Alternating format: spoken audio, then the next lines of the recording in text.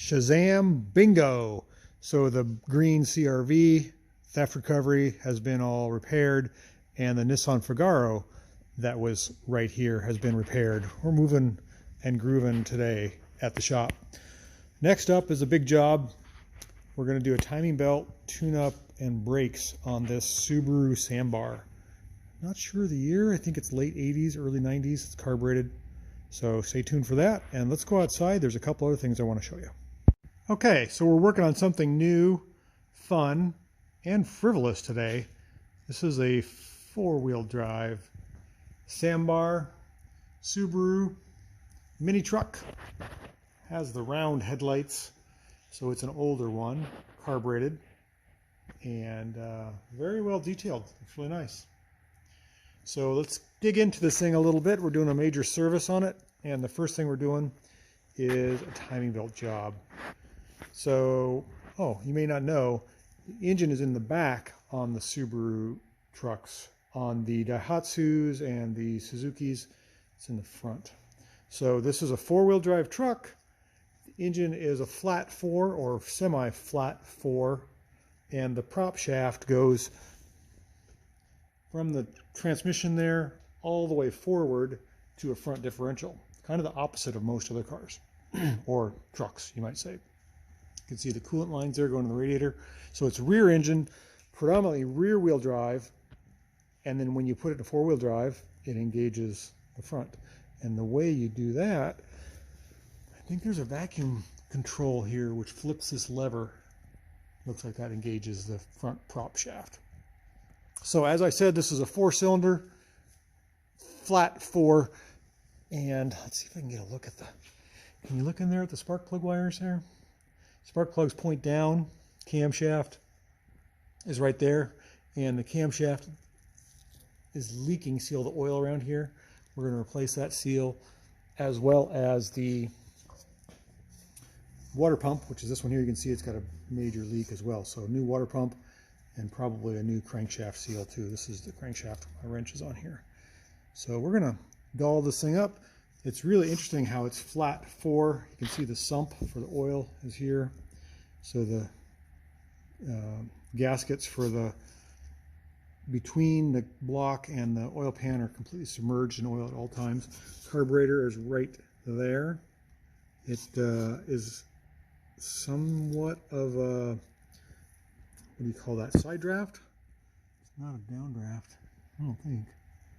Might be. Take a look. I'm assuming it's side draft because it goes in the intake manifold. So I'll get a shot from the top side to show you. But pretty ingenious packaging. You got to hand it to the Japanese. That's just amazing to get that much stuff in that small of an area. I mean, that's, I should have pulled this down. The muffler is right here, and it's super compact with a catalytic converter. I'll get these shields down. You can see the exhaust right here runs up and around. Everything is just super packed. Batteries here on the side, and fuel tank there, and then cab of the truck is there. Radiator is kind of midship mounted with a heater box underneath there. Let's take a look at that. I don't think the radiator is all the way front, is it? Oh, it is.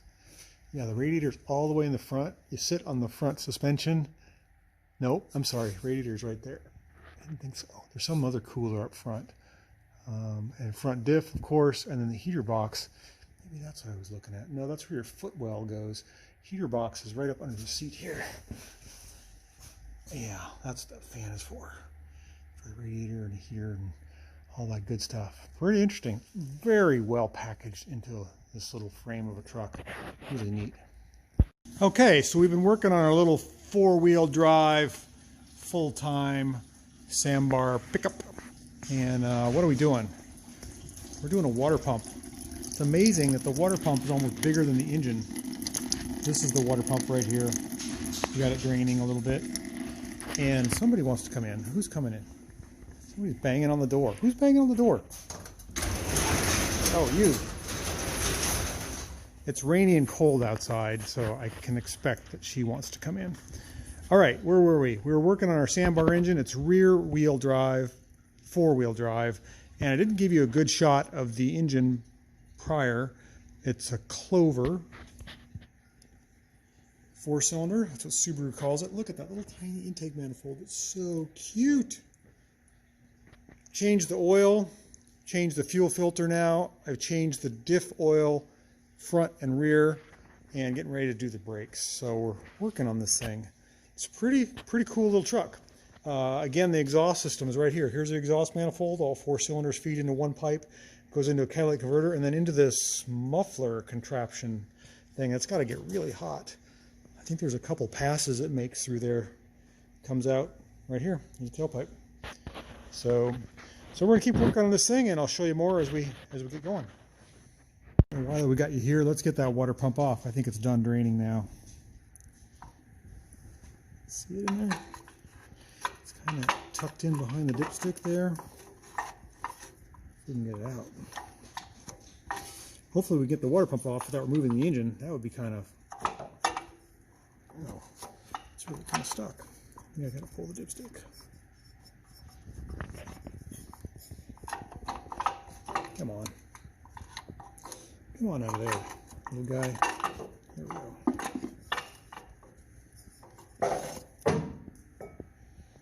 Lost a little rubber piece. So that's what the water pump looks like. And this is what the new one looks like. So it's good news. Is there a scraping on there? Interesting. So interesting, out driving my KEI van, that I pull up behind another KEI truck. That's so cool. Rock on, little truck. Let's go that way. Stella, what do you think? You like driving around with KEI cars? Yeah? It's kind of fun. All right, so I just ran into the bank for a second. Look how close this car parked in front of me. And then behind me, there's another car that's just right there. I have no backup cameras, but I do have one secret weapon. I'll show you what that is. An awesome turning radius. Watch this. Reverse a little bit. We don't want to bump this guy with our trailer hitch. So I have maybe 2 feet up there. Watch this. Just gonna crank the wheel. See if I can get out of here. Put her in first gear. I think I can do it. Oh yeah, look at that. Oh, not quite though. I guess I have to do a 3-point turn. 3-point. Still, any other car I would have been screwed. Okay, let's try it again.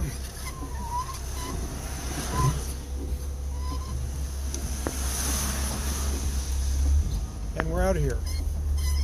Due to our spectacular turning radius, our superpower. What a wet and rainy day. What do you think, Sil? Wet and rainy? All right, it's the next day. The sun has come out. It is bright and beautiful and warm. Yesterday was awful.